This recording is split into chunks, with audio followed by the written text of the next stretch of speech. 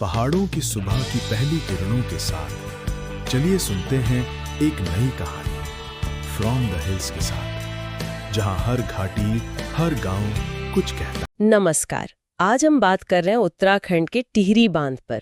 हमारे पास fromthehills.com का एक ब्लॉग पोस्ट है, टिहरी बांध विकास या विस्थापन की गाथा। हाँ, और ये सवाल बहुत बड़ा है, जिसे कभी आधुनिक भारत का मंदिर कहा गया। बिल्कुल।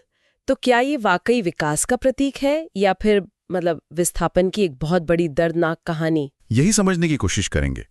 एशिया का सबसे ऊंचा मिट्टी पत्थर वाला बांध है, 260.5 मीटर, 2006 में पूरा हुआ। और मकसद बिजली, सिंचाई? हाँ, 2400 मेगावाट बिजली, सिंचाई और खासकर दिल्ली यूपी को पानी देना।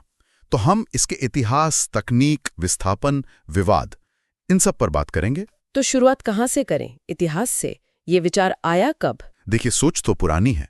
1941 की एक ब्रिटिश रिपोर्ट में इसका जिक्र मिलता है, पर असल तेजी आई 1961 में, जब THDC मतलब टिहरी हाइड्रो डेवलपमेंट कॉरपोरेशन बना। और काम शुरू हुआ 78 में। हाँ, 1978 में निर्माण शुरू हुआ, और जैसे ही काम शुरू हुआ वैसे ही विरोध भी। वो तो सुना है। 80 के दशक में चिपको आंदोलन वाले लोग और सुंदरलाल बहुगुणा जी, उनकी भूख हड़तालें। बिल्कुल, विरोध बहुत जोरदार था।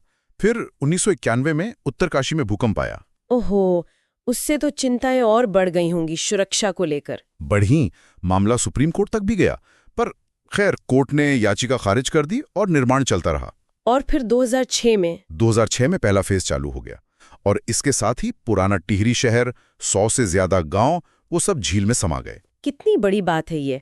अच्छा, तकनीकी तौर पर इसमें क्या खास है? ऊंचाई तो आपने बताई। हाँ, 260.5 मीटर ऊंचाई, मिट्टी और पत्थर का है ये।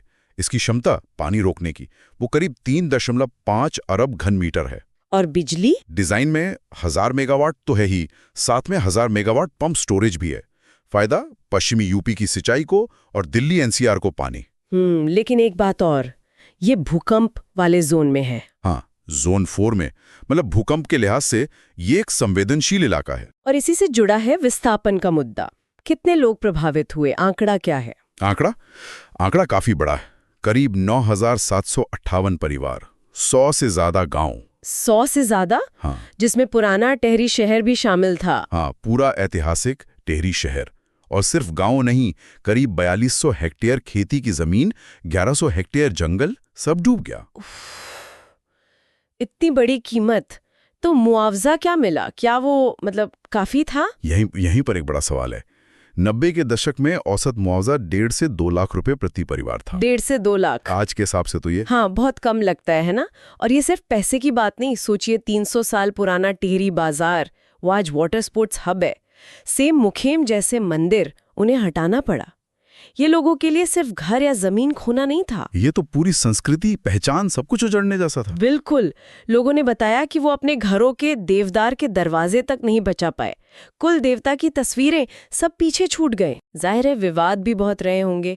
पर्यावरण को लेकर क्या चिंताएं थी? सबसे बड़ी चिंता तो भूकंप का खतरा ही थी। USGS की एक रिपोर्ट भी थी 2007 की, जिसमें 5.8 तीव्रता के झटके की आशंका जताई गई थी। और 2013 की केदारनाथ त्रासदी के बाद? हाँ, उसके बाद ग्लेशियर, झीलों से जुड़े खतरों पर फिर से बहस छिड़ी। और IIT रुड़की की एक स्टडी वो बताती है कि भागीरथी का जो न्यूनतम प्रवाह है वो 34% तक कम हो गया है। 34%? इसका असर तो धार्मिक स्थलों तक पानी पहुंचने पर भी पड़ा होगा। बिल्कुल, कई जगहों पर पानी वो काफी दूर चला गया। और सामाजिक मोर्चे पर? मुआवजे के अलावा एक तो मुआवजे में असमानता, दूसरा स्थानीय रोजगार का वादा।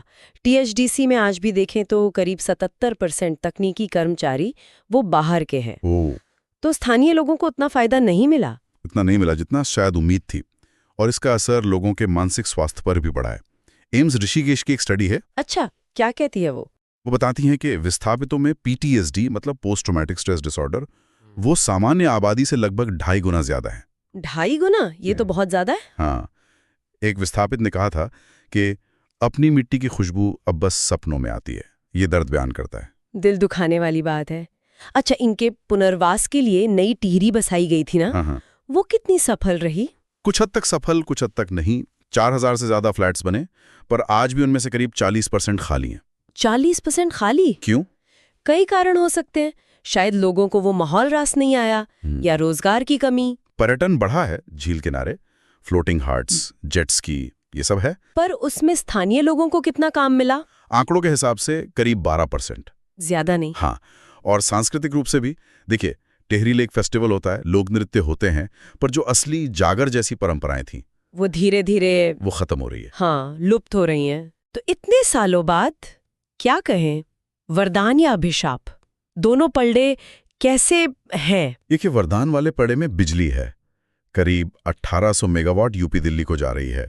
रोजगार हैं, टीएचडीसी और पर्यटन मिलाकर कोई 12,000 प्रत्यक्ष अप्रत्यक्ष। सड़कें बेहतर हुई हैं, NH34, रोपवे। और दूसरी तरफ है सांस्कृतिक नुकसान। कई मूर्तियां झील में ही रह गईं। आर्थिक असमानता, नई टिहरी में आज भी बहुत से विस्थापित किराए पर हैं, और वो भावनात्मक चोट वो बहुत गहरी है। हाँ, जैसे वो गंगा देवी जी वाली बात, घर डूबा बोली भी डूब रही है। बिल्कुल। तो ये एक जटिल तस्वीर है। तो मतलब टिहरी बांध हमारी इंजीनियरिंग की काबिलियत तो दिखाता है, पर साथ ही ये उन लाखों लोगों के आंसुओं की कहानी भी है। विकास पर किस कीमत पर, ये सवाल यहाँ बहुत बड़ा हो जाता है। एकदम। और सवाल ये भी है कि विकास की इस दौड़ में हमने विस्थापितों की संस्कृति, उनके रोजगार, उनके आत्मसम्मान, उसको कितना महत्व दिया। और शायद यही आज का सबसे बड़ा सबक है। जब हम क्लाइमेट चेंज की बात कर रहे हैं, बेहतर पुनर्वास नीतियों की बात कर रहे हैं, तो टिहरी हमें क्या सिखाता है? हाँ, कि विकास की राह में जो समुदाय पीछे छूट जाते हैं या जिनकी दुनिया उजड़ जाती है, उनके प्रति हमारी जिम्मेदारी क्या है? ये एक ऐसा सवाल है जिस पर हमें भविष्य की हर बड़ी परियोजना से पहले शायद सोचना होगा। ये थी आज की पहाड़ी बात। अगर आपको हमारी ये कोशिश पसंद आई तो चैनल को जरूर सब्सक्राइब कीजिए। मिलते हैं अगली कहानी में फ्रॉम द हिल्स, जहां कहानियां सिर्फ सुनाई नहीं, महसूस की जाती हैं।